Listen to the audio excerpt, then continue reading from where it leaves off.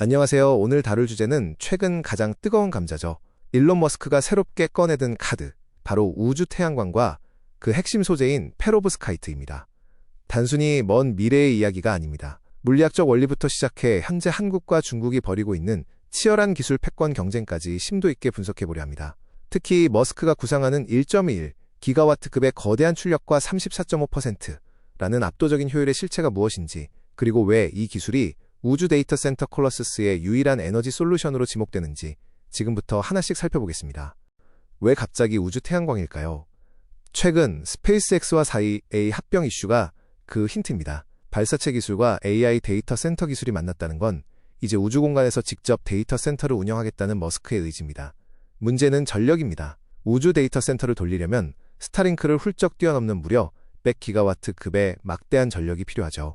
지상에서는 상상도 못할 이 엄청난 에너지 크라이시스를 해결할 유일한 해답이 바로 우주 태양광뿐이기 때문에 지금 전 세계가 이 기술에 주목하고 있는 겁니다. 사실 우주에서 태양광을 쓴 건 어제 오늘 일이 아닙니다.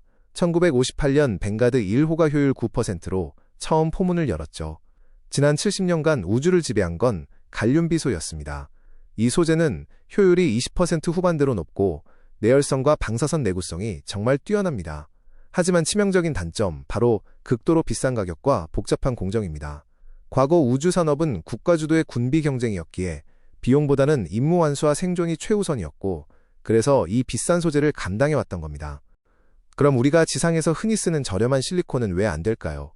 지상에서는 최고지만 우주는 환경이 완전히 다릅니다. 실리콘은 온도가 올라가면 효율이 급격히 떨어지는 고온 취약성을 가지고 있습니다. 태양의 직사광선을 바로 받는 우주에선 치명적이죠. 더 큰 문제는 방사선입니다. 우주의 강한 방사선에 피폭되면 실리콘의 격자 구조가 영구적으로 손상되어 임무 수행이 불가능해집니다. 결국 저렴하다는 장점만으로는 우주의 극한 환경을 견뎌낼 수 없다는 게 실리콘의 한계입니다. 여기서 우리는 물리학의 통곡의 벽이라 불리는 쇼클릭회에서 한계를 마주하게 됩니다. 이론적으로 단일 접합 태양전지는 33.7% 이상의 효율을 절대 낼 수 없습니다. 이건 소재가 빛을 흡수하는 능력과 에너지 사이의 근본적인 딜레마 때문인데요. 실리콘은 1.12 전자볼트, 갈륨비소는 1.43 전자볼트의 밴드갭을 가지며 이 한계치 근처에서 싸우고 있습니다. 아무리 기술이 좋아져도 단일 소재 하나만으로는 이 33.7%의 벽을 넘을 수 없다는 것이 물리학의 냉정한 결론입니다. 방금 말씀드린 밴드갭이 대체 뭘까요?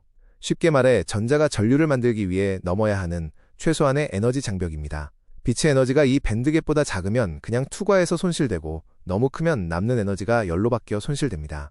그래서 우주 태양광 스펙트럼에서 가장 이상적인 밴드갭은 약 1.5 전자볼트로 알려져 있습니다. 이 적정 수치를 찾는 것이 효율 극대화의 핵심인데, 소재마다 이 값이 정해져 있다 보니 과학자들은 이 장벽을 어떻게 효율적으로 넘을지 고민하게 된 거죠. 단일 소재의 한계를 깨기 위해 등장한 천재적인 아이디어가 바로 다중 접합 텐덤 기술입니다. 서로 다른 파장의 빛을 흡수하는 소재를 층층이 쌓는 방식이죠. 위쪽 상부셀에서는 고에너지 빛을 잡고 아래쪽 하부셀에서는 남은 저에너지 빛을 잡습니다. 이렇게 하면 쇼클릭회에서 한계인 33.7%를 넘어 이론적으로 40% 이상의 효율도 가능해집니다. 이미 실험실에서는 33.9%라는 놀라운 효율을 달성하며 물리학의 한계를 보란듯이 넘어서고 있습니다. 그리고 드디어 주인공 페로브스카이트가 등장합니다. 이 소재는 태양광 시장의 진정한 게임 체인저입니다. 일단 엄청나게 얇습니다. 실리콘 웨이퍼가 200 마이크로미터 두께라면 페로브스카이트 필름은 고작 0.5 마이크로미터에 불과합니다. 수백 분의 1 두께로도 빛을 흡수하죠. 덕분에 초경량이고 종이처럼 말 수 있는 유연성을 갖췄습니다. 우주로 쏠 때 부피와 무게를 최소화할 수 있고 제조 비용도 저렴하니 머스크가 눈독 들일 수밖에 없는 완벽한 조건입니다. 페로브스카이트의 진짜 매력은 확장성입니다. 기존 실리콘 셀 위에 페로브스카이트를 쓱 도포하는 것만으로도 효율을 획기적으로 올릴 수 있기 때문이죠. 실제로 실리콘과 페로브스카이트를 결합한 텐덤셀은 33.9%라는 세계 기록급 효율을 보여주고 있습니다. 완전히 새로운 공정을 만드는 게 아니라 기존 실리콘 인프라를 활용하면서 효율만 뻥튀기 할 수 있다는 점은 상용화 단계에서 엄청난 무기가 됩니다. 텐덤 시대의 가장 유력한 주인공으로 꼽히는 이유입니다. 물론 장점만 있는 건 아닙니다. 페로브스카이트에게도 치명적인 약점이 있는데 바로 내구성입니다.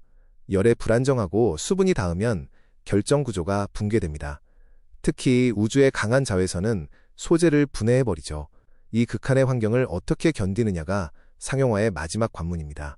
그래서 지금 과학자들은 소재를 꽁꽁 싸매는 봉지 기술과 결정 자체를 안정화하는 연구에 사활을 걸고 있습니다. 이 숙제만 풀린다면 우주 태양광의 시대는 바로 열릴 겁니다. 여기서 자부심을 느껴도 좋습니다. 페로브스카이트 기술의 종주국은 바로 대한민국입니다. 2012년 성균관대 박남규 교수님이 세계 최초로 고체 페로브스카이트를 개발하며 이 분야의 노벨상 후보로까지 거론되고 있죠. 뿐만 아니라 UNIST와 한국화학연구원은 26% 이상의 세계 최고 효율 기록을 보유하며 기술 리더십을 꽉 잡고 있습니다. 원천 기술과 고효율 레시피만큼은 한국이 전 세계를 선도하고 있다는 사실 잊지 마세요. 하지만 방심할 순 없습니다. 중국이 규모의 경제를 앞세워 무섭게 추격하고 있거든요. 중국은 실험실이 아닌 공장 중심의 접근을 택했습니다. GCL 같은 기업들은 이미 2025년 1 기가와트급 대량 양산 라인 가동을 예고하며 물량 공세를 준비 중입니다. 다만 미국과 유럽의 강력한 무역 장벽과 제재가 중국의 발목을 잡고 있는 상황입니다. 글로벌 시장 진입이 차단된 틈을 타 한국이 얼마나 격차를 벌릴 수 있을지가 관건입니다. 자, 여기서 일론 머스크의 딜레마가 시작됩니다. 머스크는 지독한 비용 효율주의자죠. 중국의 압도적인 생산 능력과 저렴한 가격은 분명 매력적입니다.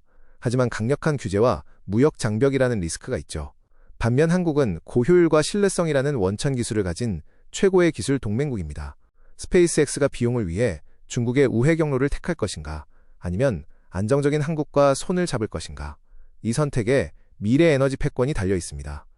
마지막으로 투자 관점에서 정리해보겠습니다. 기회 요인은 분명합니다. 우주 데이터 센터로 인한 전력 수요 폭증, 그리고 입증된 탠덤 기술과 한국 기업의 기술적 우위입니다. 하지만 주의할 점도 있죠. 실험실 기술이 공장 양산으로 넘어가는 랩 투 팹 격차로 인해 시점이 지연될 수 있고 내구성 데이터도 아직 부족합니다. 또한 미중 갈등에 따른 공급망 교란과 중국의 저가 공세라는 리스크도 항상 염두에 두어야 합니다. 결론입니다. 이제 우주는 단순히 최고의 효율을 내는 비싼 기술 GAAS의 무대가 아닙니다.